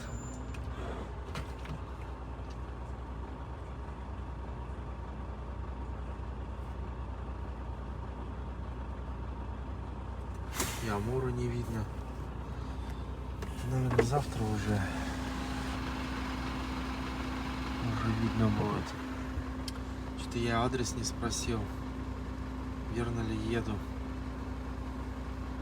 Что-то не пойму, а что красный же, да? Стоим. А, он длинный. Да, он длинный мост. Сейчас пока дождемся тех. Ё-моё, осталось-то 46 километров. Так, ладно, ждем. О, ребята, знаете, по ощущениям, что вот я реально забрался далеко. Это слово начинается на Е. Прям забрался. Ладно, Владивосток-то на краю земли тоже, но там хоть людей много, как бы не чувствуется, а здесь я вообще реально далеко куда-то заехал. Вот, Ильдар, ты любишь приключения, вот, пожалуйста. Хрен знает, где я еду. Тут перед этим Комсомольском на Амуре такая дорога убитая. Где-то за 100 или за 80 километров до него. Вот уже едешь и едешь, медленно, главное, едешь по этой убитой. Когда же думаешь, приедешь, ты уже на место, О, да, это что-то с чем-то, конечно. Тяжеловато, что-то мне вот эти рейсы. Считай, что получается, 7,5 я в Якутск прилетел, да? 7,5 за 8 дней. С учетом там плохих дорог, вот этого всего.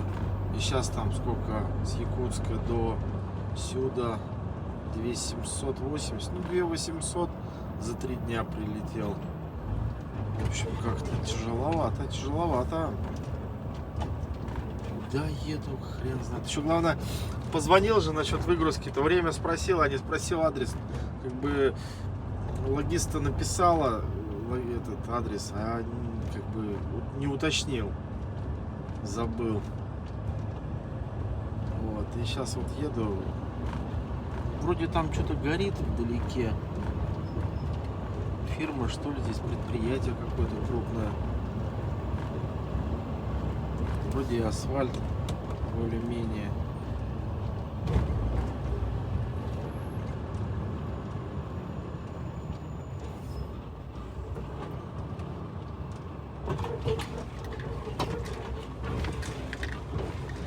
Так, ну ладно, сейчас доедем уже, тогда будем заканчивать ролик. В общем, ребят, сходила я вон туда, вперед уехал. Там КПП, спросил, он говорит, вот сюда надо заезжать, вот на ту КПП. Там я что-то подходил, стучался, долбился, никого нету. Увидел там, представляете, бабочка с ладонь. Я сфоткал, но правда камера была заляпана. Ну попробую вставить, там, прикинь, она с ладонь, бабочка. Я первый раз такую увидел. Кузнечик, ну, наверное, похож на кузнечика. Блять, вот такой здоровенный. Я от него шарахнулся, когда он прыгнул. Ни хрена тут животные прыгают и летают. Здоровенные. Там свет, и как бы привлекает свет, вот эту всю живность. Ни хрена, я подошел за ручку. Она, получается, бабочка, это под ручкой. Подергать дверь, она закрыта. Я такую руку сую, такой, не понял, что это такое. С ладонь. Бабочка. Там какие-то глаза на ней эти. Вообще, что здесь за животные такие крупные? Дальний Восток. Ой, все, ребята, глушу двигатель. Так, ручник стоит. Все, отдыхаю. Что-то я намаялся, честно говоря. Этот рейс. Ну там, считай, что без передыху. Начинаю, что в Якутск прибежал, переплыл. Спасибо за просмотр. Надеюсь, вам этот рейс понравился, обязательно оставляйте комментарий. Ну и по поводу YouTube. Ребята, если у вас YouTube плохо показывает и вы не можете разобраться, как это обходить, тогда подписывайтесь на Рутюб. Вот. Рутюб это будет вторая основная площадка. Вроде все ролики переписались. Буду туда загружать, то есть YouTube и Рутюб. Ну и телеграм-канал обязательно. Вот сейчас здесь появится ссылка. Камеру на нее наводишь, и там выскакивает ссылка. Нажимаешь. Ребят, места в камере не хватило, и концовка не закончилась. Поэтому я дополню. Надеюсь, вам этот ролик понравился. Оставляйте обязательно комментарии, что думаете, как вам рейс. Что еще? Подписывайтесь, оставляйте комментарии. Я все отдыхать. Я устал. Все. Сейчас окна даже открывать не буду. Ну его нафиг, какой-нибудь крокодил залетит. Потом ночью проснешься, по тебе ползают какие-нибудь кашалоты. Все, давайте, все, пока-пока. Все. Давайте, до новых встреч.